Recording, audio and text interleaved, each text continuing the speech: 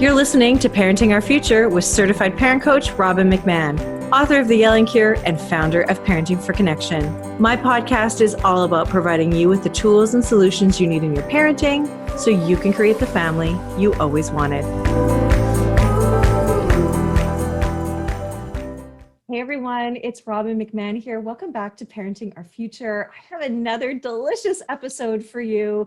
This is all about moms and daughters. And I am so excited to welcome Jennie Marie back to my podcast and her daughter, Jasmine. So let me tell you a little bit about these beautiful human beings that are sitting in front of me today. So Jennie Marie is a mom. She's a licensed family therapist, marriage and family therapist. She's an author, speaker, mindfulness instructor, entrepreneur, trauma specialist, and intimacy coach. So you're like, you can just help anyone with almost anything.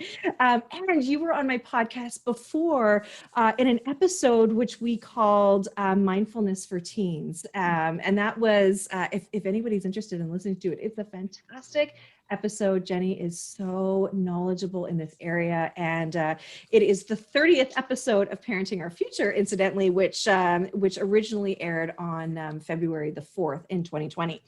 And we have her daughter here. We have Jasmine Nicole. She's a daughter, a former child actor, life coach, body image counselor, health at every size provider, mindfulness practitioner, and a TV, film, intimacy coordinator. Wow, you guys have the coolest jobs ever. Welcome, welcome, welcome. I'm so happy to have you. We're so happy to be here. That's so great. Now, what's so neat about you is you are sort of this cross-generational duo, if you will, where we've got a Gen X here with Jennie Marie, and then you, Jasmine, are a millennial. So this is great to sort of talk to such a broad group. And Jennie, you and I are in the same group, by the way. If you didn't already know. I just started later than you, so my kids are not millennials. I'm not even sure what group they're in yet. It's so hard to keep track these days. Who knows? Yeah, right? Well, look, we are talking about something that is near and dear to your heart, which is relationships with your daughter. And boy, are these ever complicated relationships. And so I really kind of want to just open the floor up to both of you to talk about, how do you have a good relationship with your daughter? Yeah, I think it starts from the moment they're in our womb. It's preparing ourselves for, hey, what are the things I learned as I was growing up with the relationship with my mother? And what are those pieces that I want to teach to my daughter, if I know I'm having a daughter, or, my child? And what are the things that I want to maybe do a little different? I think we all kind of can relate to that piece of like, how mom did that, I don't want to do that. So it starts then just being reflective with ourselves, taking that mindful, compassionate moment and be able to go, okay, what do I want to teach my daughter, and how can I go about, embracing who she is and that she's different from me, and to encourage that independent spirit while giving her a little bit of guidance. Well, and you said before we were recording that your friends were kind of noticing you didn't have this wild, out of control, disrespectful, disobedient teen daughter, and they were like, how did you get that way? Right? Yeah. And so it must have worked. Clearly, Jasmine's sitting here today. If it didn't work, she wouldn't be here, right? And so where do you start? When do you start? How do you start? I have so many questions about this. Like, what if you don't have a good relationship? Tell me all the things, please.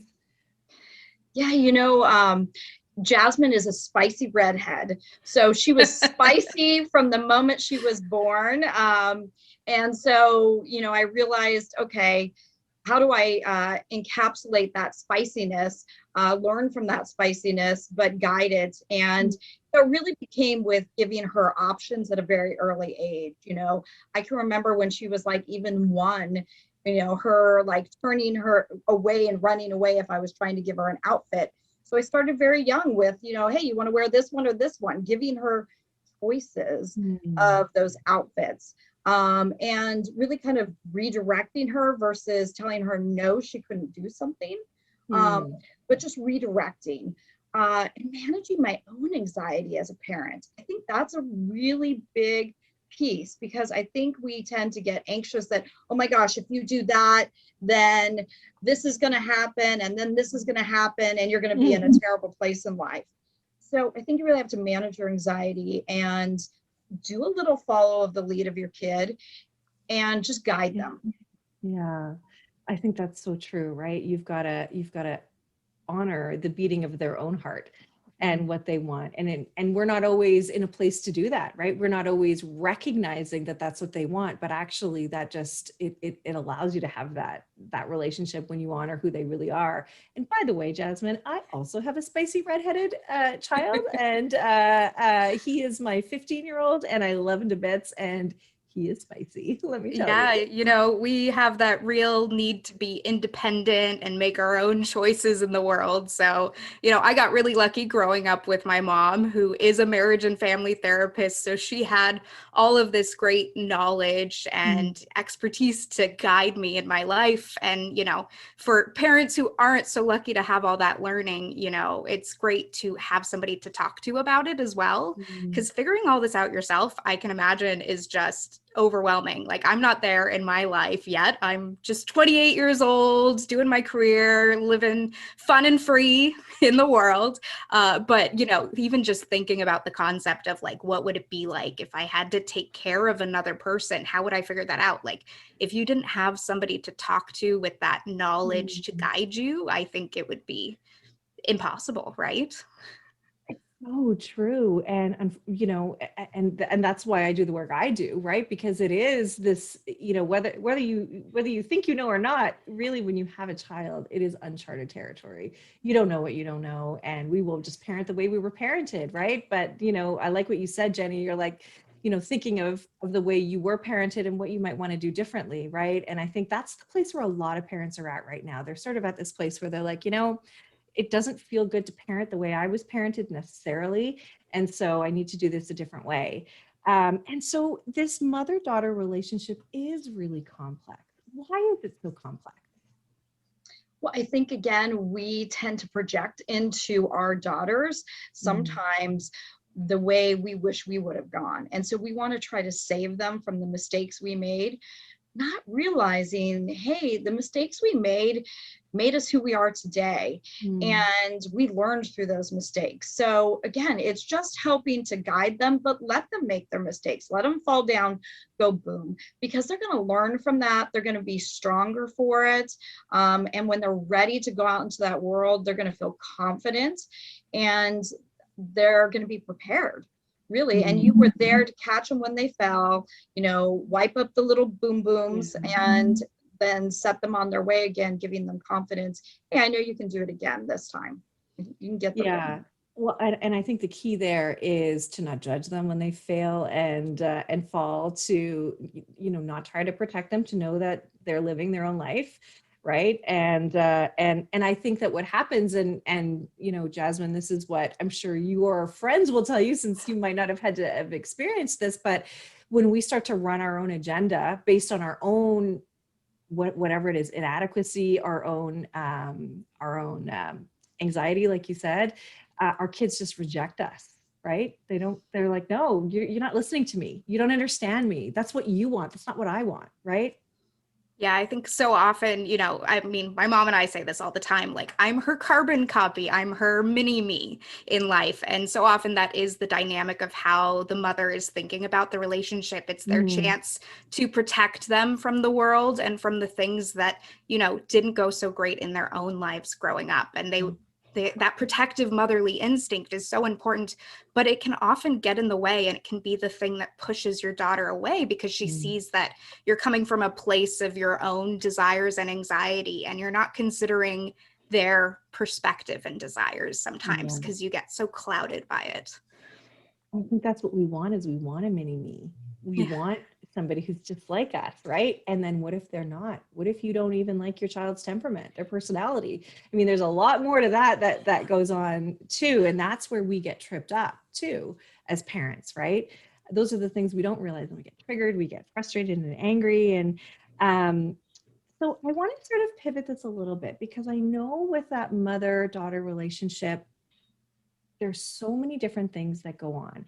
And one of the things that you guys are talking about, and really, Jasmine, you're really taking it to the, well, you're both really taking it to the next level, is this body positivity. And I have to tell you this story. I don't have daughters. I have boys. And I think most people listening know that I have two teen boys. And so I haven't really worried about body image around them. They don't care. They don't look at me. They don't notice. None of that stuff. Right. And so I haven't really, it's never come up. I've never brought it up, and they don't. And again, it's not even on anybody's radar. Until the other day, I was stopping by my sister-in-law's house with my beautiful nieces. And one of them, so this just happened to be a day where I had no calls. I didn't have to be on video at all. And I didn't have a shower that day. I didn't put any makeup on that day. I had an explosion of acne on my forehead. I had like all of this stuff, right? And my niece comes out to say hi to Auntie Robbin, and I just love her to death. And she says, "Oh, Auntie Robbin, I like your glasses." And I was like, like, don't look at me. I'm hideous. I'm horrible. And like, oh. And then I was like, why did I say that? Like, that was just my own, I just barfed it out without even thinking. And then my sister-in-law is like, "Oh, Auntie Robbin always looks beautiful," or whatever she said. Right. And then I texted my sister-in-law later, and I said, like, why do I have to be so awkward? Why did I say what I said? I said, "I'm so sorry. I want to be a strong female influence for my nieces." And anyway, she was really sweet, and she's like, don't add that to your stress. But I can imagine how hard it would be to always take the high road when it comes to stuff like that, when you're not feeling good about yourself, right? And so this is sort of I kind of wanted to make that segue into what you talk about with body positivity. So tell me what that means for you. What is that all about? So, sharing that story also made me think of, I don't know if you watched Marvelous Mrs. Maisel, but in the beginning, there's this very great scene where she gets out of bed after her husband falls asleep, and she takes off her hair and makeup, and she actually gets ready for the night. And then in the morning, she wakes up before him, puts all the makeup back on, redoes her hair, and lies down in bed. So he thinks that she wakes up like that every morning. And yes, that's a bit of an antiquated thing that doesn't happen anymore, but it's still so prevalent in our culture that women need to put on the makeup. They need to put on the nice outfit if they're going out, because that's what we expect to see. And so I love that story that you shared, because it is about learning that own comfort in yourself. And, as much as the world has changed, I think we finally have space to talk about that and talk about like, do I really need to put makeup on before I go do groceries? Do I really need to wear a bra or shave my legs? And right now is a great time to bring up those topics with your daughter as well, because we have this change in society right now. Yeah, we do. And I think too that, it's okay if I love makeup. I don't wear makeup to hide the way I look. I wear makeup because I love it, right? I love all the colors. I love playing with all that stuff and whatever. And so for me, that's what that is for me. It's the love of it. But it does, but on the flip side, it's like, you can't see me without it because I'm not worthy. That's the danger, right? Yeah. And that's the thing to talk about and really look inward at. Why do you feel good in it? Is it because you like playing with it and having that creative expression, or are you hiding a portion of whether it's your skin or your complexion that you're unhappy with, and really examining those and talking openly with your children about, like, I do this because I like wearing makeup. It's an enjoyment for me. It's not because I feel like I need to hide. So just having that open dialogue and that honesty, and recognizing, even if you are insecure and you haven't worked through that yet, telling your children that you are insecure and you're working on it will help them recognize that they can have the freedom to do that themselves. Yeah, I love that. That's really great. So Jennie, what was that like for you when you were raising Jasmine? I mean, were you talking openly about how you felt about yourself? How did you navigate that? I did not do as good a job at this as I wish I would have done. You know, definitely I fell into the trap of like, oh, I can't leave the house without putting the makeup on. I felt like I was doing better in that I could just, you know, put a little bit of makeup on. I didn't need to do a full big face. And a lot of times I would go without the lipstick, where my mother would never leave the house without lipstick. You know, it was like, if you leave the house without lipstick, I mean, the world was going to end. And so I thought, well, I'm doing better. I'm just putting a little bit of light makeup on. And there would be times I can remember Jasmine sitting there waiting and being like, looking at me like, really, Mom? And I'm like, I have to just put a little bit of makeup on. And, you know, again, not realizing what kind of message that was passing along to her. Now, as she became a teenager, I really tried to encourage her, you know, you don't need to wear makeup. If you want to wear makeup, you can wear makeup. You don't need to. So I tried to give her that messaging, but I didn't realize the example I was setting. Yeah. I got to be honest, as a Gen Xer, the older I get, the less I care. There's that. But absolutely. I mean, I remember one time a friend of mine asking me, she's like, well, what if you don't have time to do your makeup? What would happen? And I said, I would be late. I would just be late. Like it's non-negotiable. I would have to do it.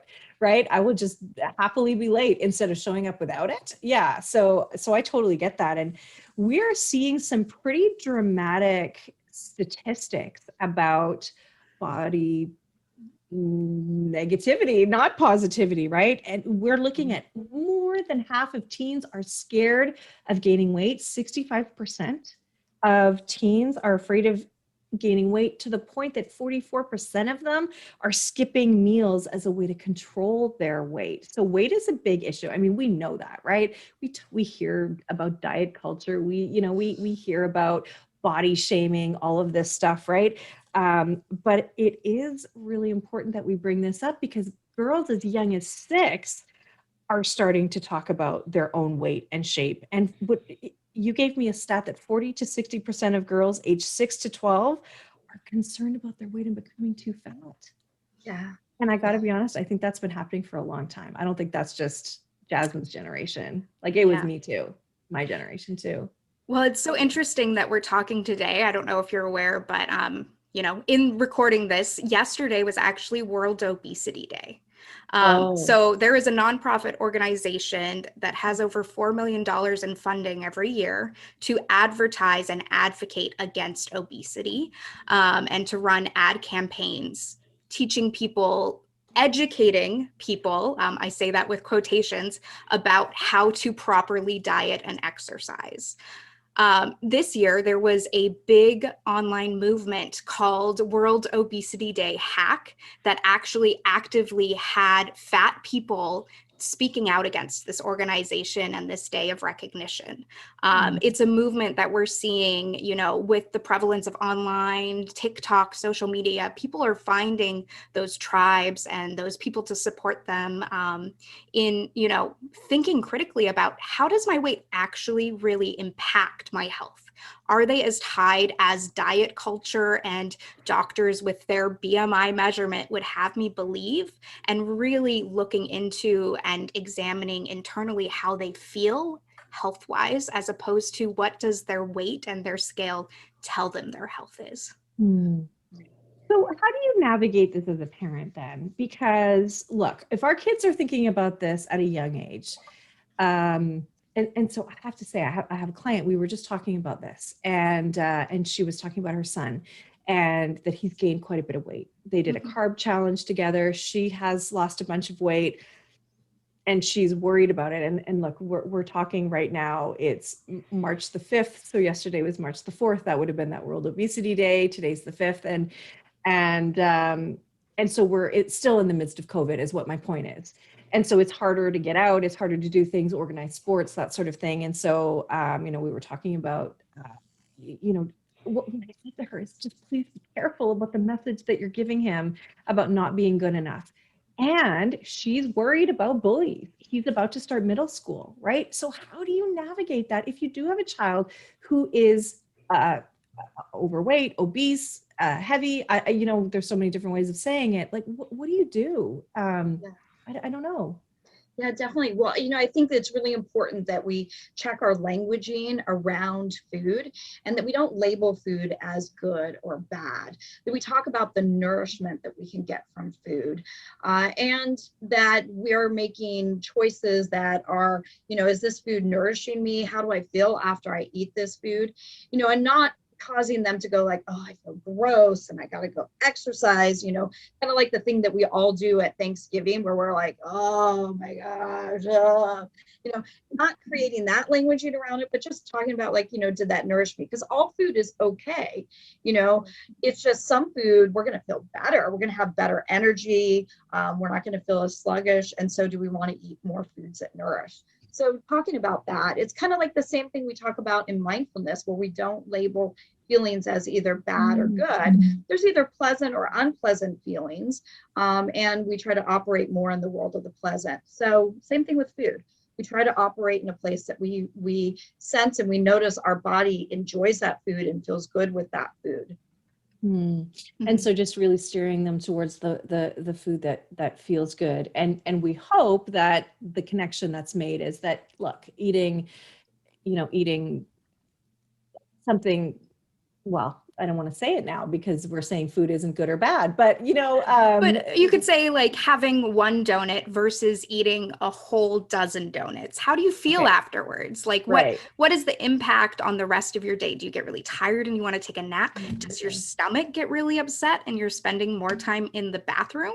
Like having those kind of conversations can really help, just directing it towards like what's the impact on you when you eat it. You can enjoy it in the moment, and all food for the most part, unless we're forcing ourselves to eat a flavor we don't like, is going to be enjoyed in the moment. But how do you feel afterwards? Right. Yeah. Okay. That's really great. And I have to say this one stat, Jennie, you sent me some information, and this just blows my mind, that in the UK, the government plans to weigh its school children to combat obesity. What? Right. Well, and this goes back to the archaic BMI. The BMI was created, in a time that really doesn't reflect where we are culturally today. And so it's a really archaic way of looking at, is someone healthy or not healthy?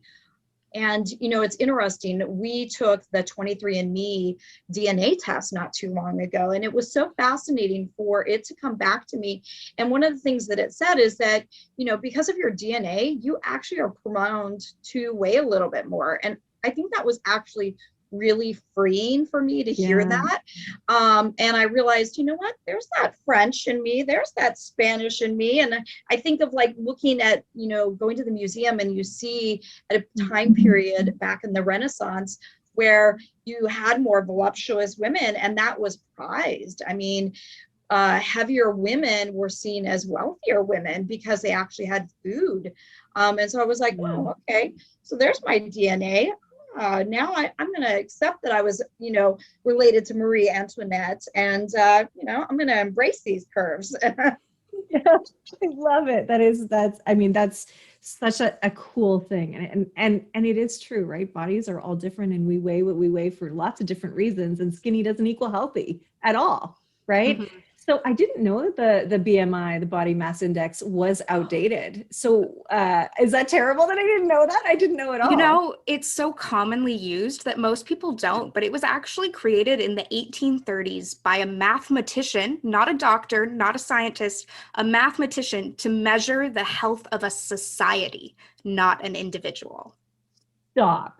Yeah, if you actually go and look at the history of it. And then what happened was, in Western culture, we love our numbers, and we love being able to say with a percentage accuracy, how healthy somebody is. And that's not something you can really do. So the BMI was taken up as this tool by insurance agencies and doctors to be able to quickly reference how healthy somebody is.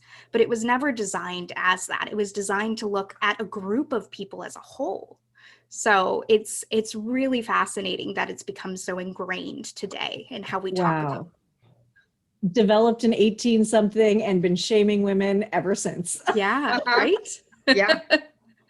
Yeah, I used to work for Weight Watchers, and that was, yep. Are you going to be on the top end or the low end of your BMI? Yeah. Right. Well, I don't know if you've heard, Weight Watchers has actually released an app for children and teens now, which, I mean, I have such a huge problem with that. And I really would love to see somebody address that with them publicly, because trying to tell children to track their calories and track their weight at that can create a really unhealthy relationship with their food and with exercise. Like, so often we tell our kids, like, oh, you need to go to gym class and you need to run that mile and you need to really move your body and exercise to stay healthy. But we never talk about what it feels like when they're doing that. Like, what is good movement? What makes you feel energized afterwards? Like, What's fun? yeah, what's fun? What do you enjoy? Like team sports, those are great if you enjoy them. Even just going for a walk, doing some yoga, playing VR video games, all of that can be good movement that keeps you Right. healthy. Well, okay. So if I look at the conversation I had with this client that I had, I said, okay, like be really, and I want you to critique it for me. I said, be really careful about the messages that you're sending. I said, look, you can't control everything that he eats, but you can control what food is purchased in your home. And you can also make activity part of your lifestyle. So it's like weekends we go for hikes, during the weekday we do swimming or whatever. So it's not like you got to go exercise because you're fat, right? And you're going to get bullied. Like, who knows if you know what I mean? Like that could be her fear too. I don't know. And anyway, so is that the right answer? Could that be the right answer, or is there a better way that I could have handled that? I think it was great. I think that's a great way to do it, is, just to help the parents be a little bit more mindful of, like, not saying you tagging it to you need to exercise because you're heavy, but just it's fun. Get out there. Let's do it on the weekends. This is just what we do as a family. Yes, and as a parent, you can control what you purchase in the house. I think the next level is just helping our kids to be mindful when they are eating, to actually notice the textures and the flavors, to turn off the TV, to not be on the phone, on social media, not be playing a game. That meals are, really a time to really tune into the flavors and the textures, and to take a moment between each bite, because when we do take that moment between each bite, we probably are not going to consume as many calories, because we're going to notice our body says, oh, I'm actually full now. I actually don't need that second helping because I haven't rushed through it and I've enjoyed my food. And, if you want to have the ice cream, maybe it's 5 bites of the ice cream because we're already full from our dinner. And I think the biggest thing is not to tag food as a reward. Because I think a lot of parents will tend to do that. They're like, hey, if you behave in the grocery store, you can get a candy bar when we check out. Or, hey, if you did really good at school, you can get an ice cream today. So we're rewarding kids with food, which then becomes a lifelong pattern of them finding food as a reward and as a comfort, which, okay, sometimes food is a comfort, but there's a lot of other things that we can do to reward ourselves that doesn't tag it to food. Food's to be something that nourishes our body. Nourishment, not coping. Yes. Yeah. Well, that's really good. Thank you for that. I really do appreciate that. I think that's really good. How do you address a situation? Let's say a child is getting bullied because of their size. What do you do then? Well, so often, bullies are actually coming from a place of their own low self-esteem and self-worth.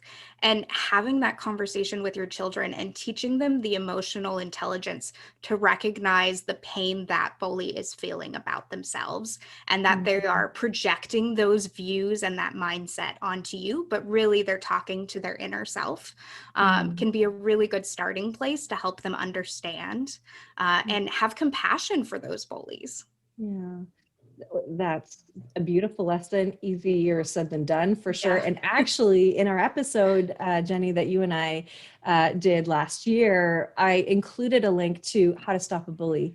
So there's a really good video if you want to check out the Mindfulness for Teens episode from last year.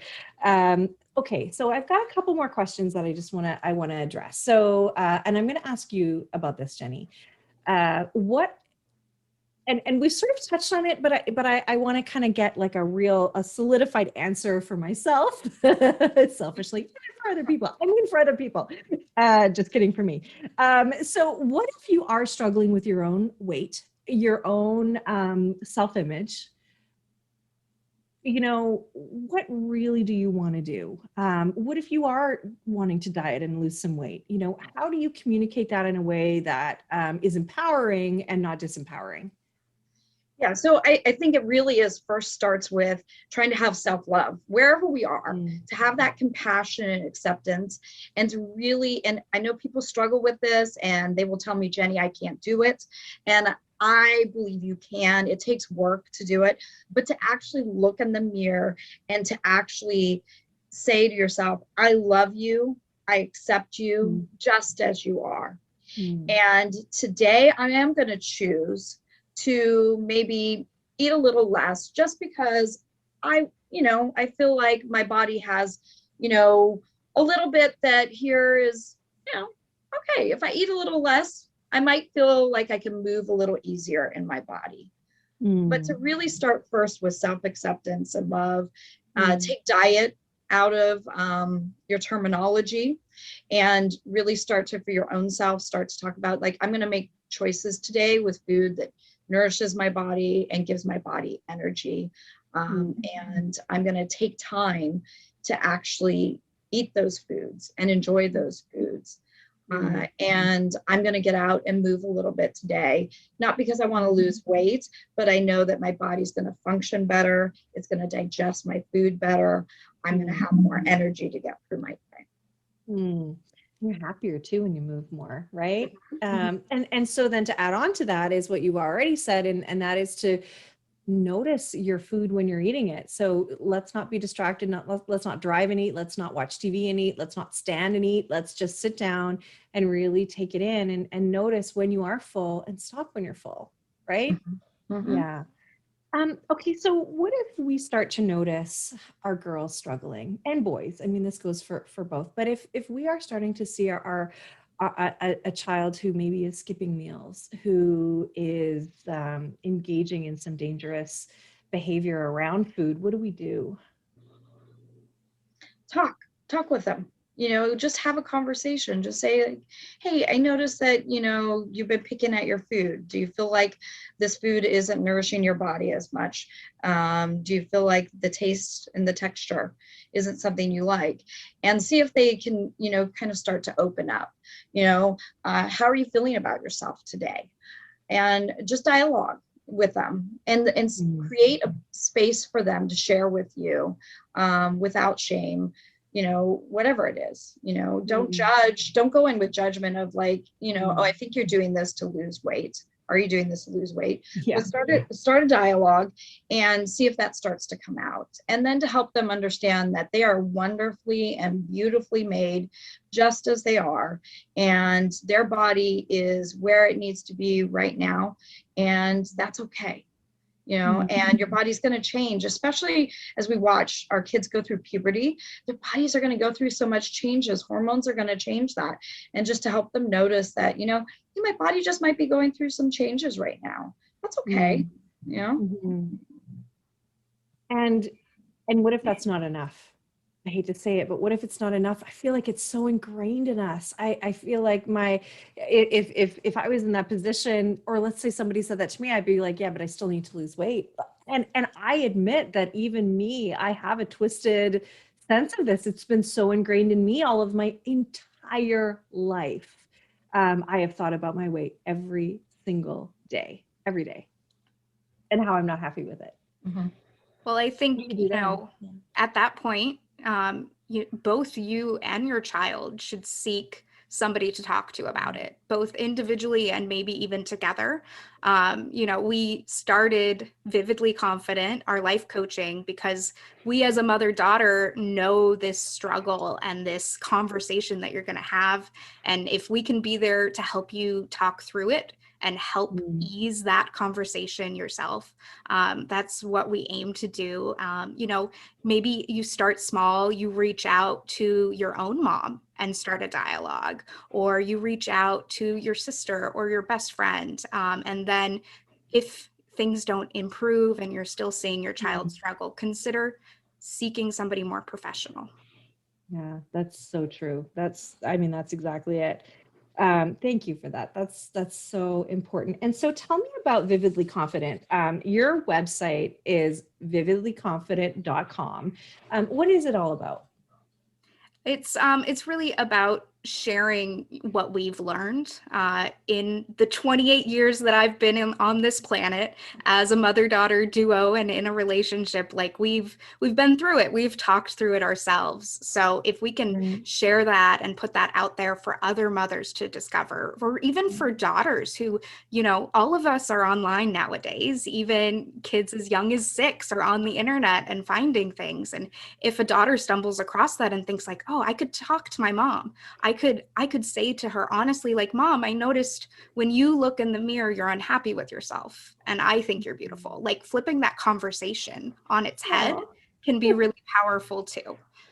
So that's what we've created and what we're trying to share. Oh, I love it so much. And yeah, and thank you for that. I mean, I think you focusing your work in this area is so powerful, so important. We need to change the way we look at ourselves and other people and diet culture to the BMI. You know, I've learned so much already from you, and I just think that what you're sharing is really about us just taking our power back, believing in ourselves and in our own beauty, and the fact that we are a gift, no matter what shape and size we are. Right? Yes, absolutely.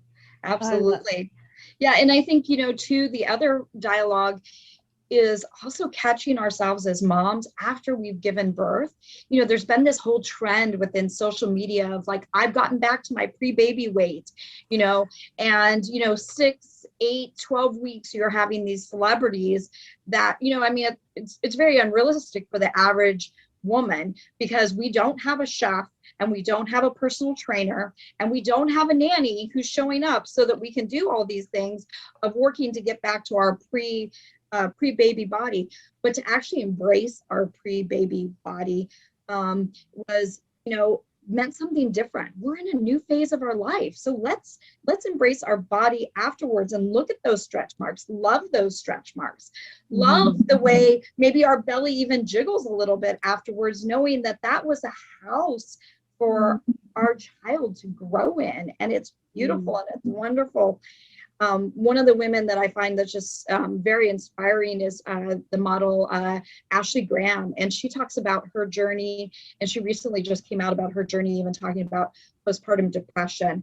And she is just absolutely just a wonderful model of embracing our curves, embracing our fuller bodies, and embracing just the changes our body has gone through. That's great. Well, I'm feeling a shift in perspective, you know, sort of generally, and I hope the shift continues, and I hope that we start to really look at this in a different way, because look at the three of us. We are all beautiful, powerful women who care about other people, who want to be change makers in this world, and how we look, how much we weigh should absolutely not be a part of that conversation, right? Exactly. Yeah. Yeah. Again, thank you for the work that you're doing. Can I just ask you one last question? If, you know, for the people who are listening, what is, and I'll ask each of you separately, what is the last thing you want to leave my listeners with, whether it's about weight, body image, whether it's about mother-daughter relationship? Can I ask you, Jasmine, first? Like, what would you leave my listeners with? Yeah, I would say, you know, as a mother yourself, or even if you don't have children, go talk to your own mother today. Go tell her she is beautiful. Go turn that conversation around and give her the encouragement and open that dialogue, because the healing that you will experience in your relationship with your own mother will be so beautiful and wonderful for you. So I encourage everybody to reach out to their moms after they listen to this. I love that. And how about you, Jennie? I think get curious about the messages that we're seeing out there and really try to turn them upside down, whether it's something you see on social media, something you see in, something you've watched on TV. Be curious about the message and go, does that really fit for me? And is that a storyline that I want to interject into myself? Or do I want to look at the world a little bit differently than what the world is telling me to look at? And I think at the end of the day, we can all afford to be a little bit kinder to ourselves and others, right? Yeah, Absolutely. Well, thank you so much. This was such a great conversation. I feel like we could talk for days. There's so much more to even talk about, but I love your message. I love what you're doing. Thank you for being here, and thank you also for the gift that you have for everybody too, which is just some talking tips for you with your daughter. And so that will be on the Toolbox website, and so thank you so much for that as well. Absolutely. Thank you, Robbin. Thank you. Thank you for listening to this edition of my podcast, Parenting Our Future. I'm parent coach Robbin McManne, and if you're enjoying this podcast, please share it with someone who you think might also need to hear this message. And don't forget to subscribe, and if you like my work, I'd be grateful if you gave me a 5-star rating. For those of you who like my content and want more, visit me at yellingcurebook.com to get your copy of my book and to find other resources to help you. Until next time, I am wishing you and your family peace and connection.